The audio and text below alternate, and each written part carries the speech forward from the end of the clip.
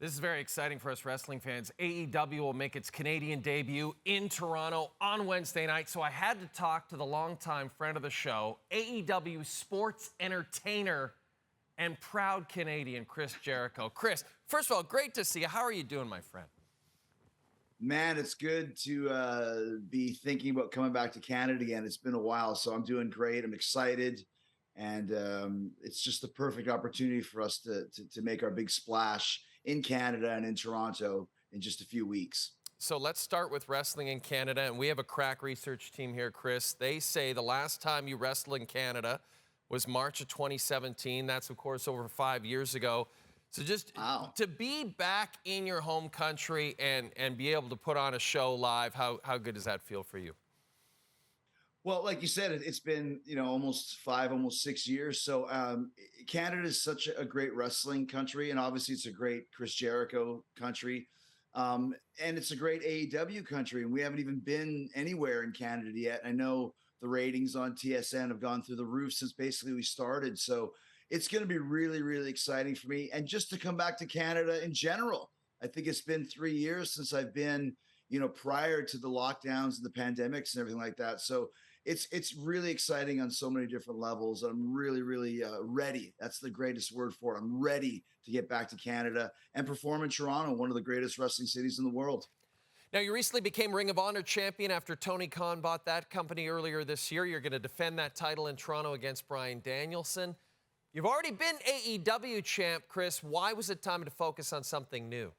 Well, I mean, really, it's just providing the most entertaining storylines, and anything that Chris Jericho is involved with does that. So, becoming Ring of Honor champion opened up a lot of different avenues for us to tell some stories and have some fun and get people interested and excited about the Ring of Honor championship. It's got a long history and a long legacy, but it's never really been on the major stage like it has been since I won the title just a few weeks ago. And that's another reason why in Toronto we're doing Jericho versus Bryan Danielson 3 for the Ring of Honor World Championship. It's a huge match, and it's, like I said, it's a perfect match for the great fans in Toronto who deserve something special in our AEW debut, and that's what we're going to give them. Of course, it's me that's doing it, Yes. but that's kind of what I do here. I know it. Now, we last talked when AEW was just a few months old. You and I talked, it just had kind of started. You were kind of new to it. Everybody was new to it. Now you've passed that 3-year anniversary. Remember? To you, right? Now, Chris, what's the biggest difference for you in terms of performing in AEW from now compared to when you started, when we talked last? I think I lent you $10 that day, so you gotta pay me back when we come to Toronto. I still have it. Yeah, you still have it. Good. I mean, the difference is that when we first started AEW, it was really taking a risk. We didn't know exactly what to expect. We just knew if things went right, if things went well, that we could change the course of wrestling history. Things did go well, and we did change the course of history. So here we are 3 years later, still a very young company, but we've accomplished so much, and there's a lot more momentum now and less uncertainty. We've made it safe for people to come to AEW, and we really did kind of start a revolution within the business. So looking back on it now, it was a little bit scary at first, but here we are 3 years later with the benefit of hindsight and foresight, and know that we made the right decision, and just excited and happy that we have such a great fan base that has been following us for the whole way so far. And you deserve so much credit for this. And here's the thing, you turn 52 next month, and everybody's talking about what great shape you're in. GQ's talking about it. Like the whole world's talking about it. First of all, how are you doing it? How are you staying in such great shape at this age? And how long do you plan on keeping going, Chris? Well, nothing says GQ more than Chris Jericho. I think we can all agree upon that. I think it's just something that like at the end of last year, I had a few health issues, and I wanted to kind of heed the warning of my body and kind of get into the best shape that I've ever been in. As a result, I think I'm having a career year in 2022 at, like you said, 51 years old. So I never look at it that way. When people say that, I'm like, wow, who's 51? Me? Because I have never had that mindset mentally, physically. Now more than ever, I'm just as good as I've ever been.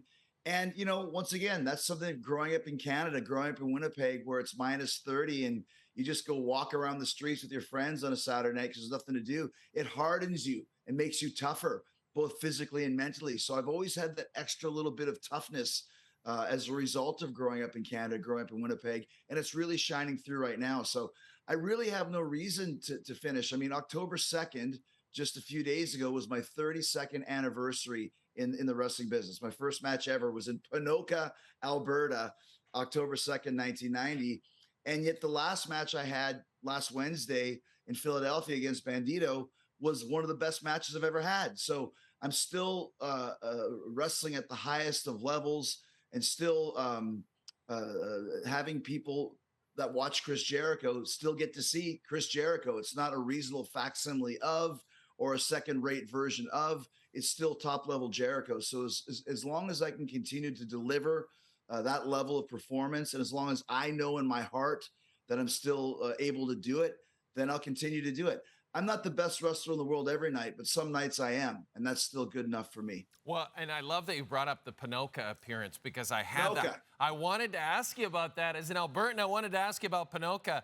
Can you talk about that night? What do you remember about that first ever appearance in the ring in Ponoka, Alberta? As you said, 32 years ago. It's incredible. Yeah. I mean, it doesn't seem like it was yesterday, but I still remember so much about that night. I remember everything from the venue. The Ponoka Moose Hall is what it was called, and you had to walk up the stairs to the dressing room. But just being in the ring, I was really nervous at first. But I remember there was like a couple kids in the crowd that you used to drop a knee on the guy's arm, and you'd say, "Should I do it again?" And they went, "Yeah, do it again." And I was just like, "Oh my gosh, I'm more popular than Hulk Hogan. They actually want me to do it again." So I remember just that feeling of the crowd being so into it.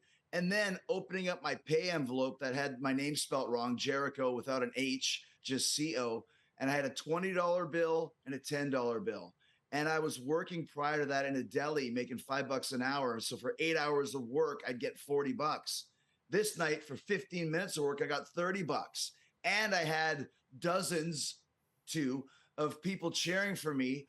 I thought this is my career. This is what I'm going to do, amongst other things for the rest of my life. And I was right. 32 years later, I was a prognosticator and a prophet. I love it. And yeah. I love it, Chris. That's an amazing story. But I can't let you go. We got to talk a little hockey. Your dad played for the Rangers. You bleed Jets red and blue. You bleed Rangers red and blue. You bleed Jets red and blue. You kind of got them both, right? And there it is right there. I love that. Yeah, you can actually see the Winnipeg Jets logo tattooed on Jason Voorhees. I love it. There you go. I love it. Yeah. Now, there's been a lot of it's been a tumultuous offseason for your Jets. New coach, but a lot of the same players. How are you feeling about your hometown team going into this season? It's interesting. Even though I live in Tampa and the Lightning are here, it's not the same as living in Canada as far as hockey coverage. So you get a little bit disconnected from it.